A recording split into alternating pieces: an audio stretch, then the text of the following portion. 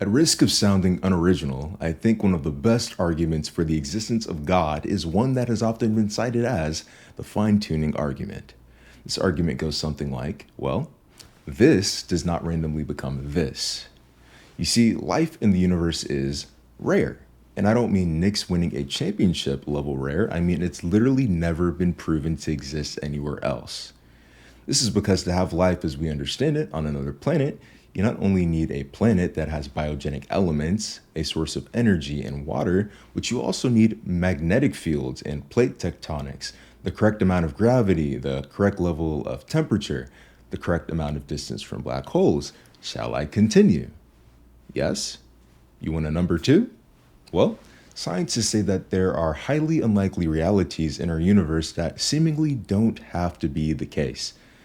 One of the better examples is our universe seeming to be a low entropy one rather than a high entropy one. In simple terms, we can look at entropy as being the measure of disorder.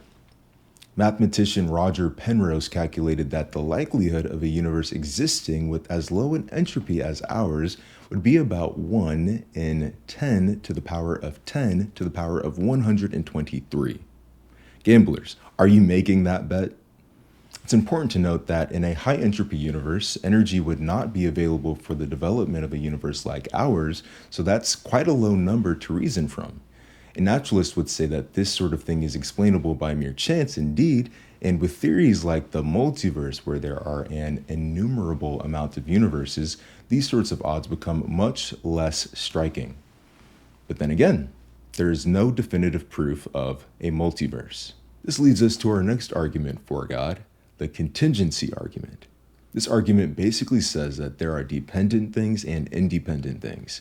For example, let's name some dependent things that we all observe: Crocs, Taylor Swift, and the IRS.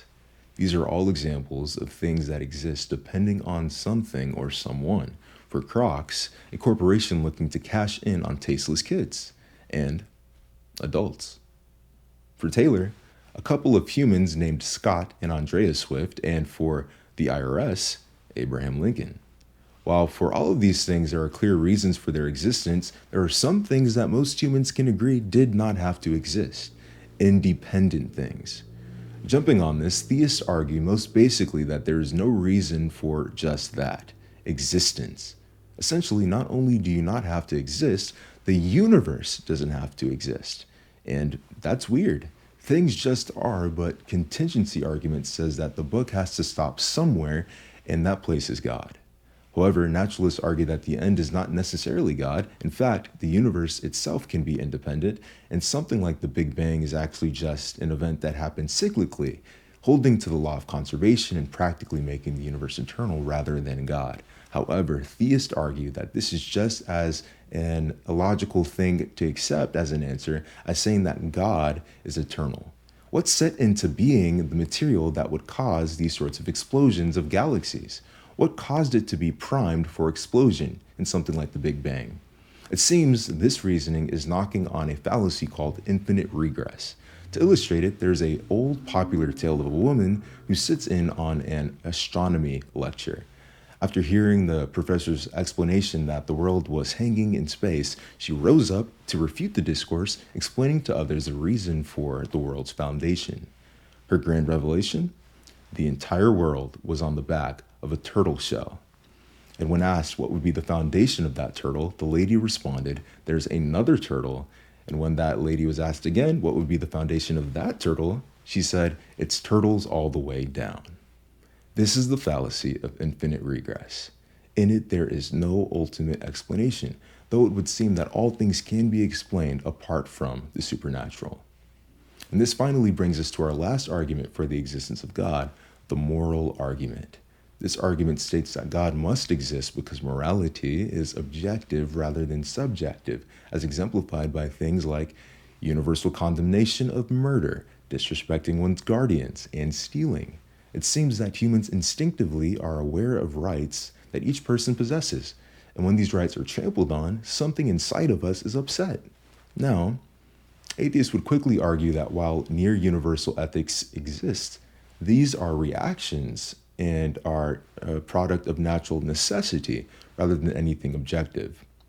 If murder, mutiny, and stealing are allowed, even in single cases, then this threatens the social fabric, as those actions done without penalization will encourage more bad actions. Statistically, the greater the amount of bad action, the more likely it is that it affects you. And while many would grant the atheist that this point and ones like it kind of makes sense, most would have to admit that it's a tough pitch to explain to people that you think no cause murder is justifiable, that people are not inherently deserving of rights, and that stealing is technically okay. No. People tend to live and desire lives that follow a moral ethic that is considered objective rather than subjective. Or else, maybe atheists ought not to use the word rights or evil when some humans choose to do heinous things, because heinous truly would be indeterminable. And yeah, some atheists do that, but it seems like the popular human experience is one more aligned with the theist on this one.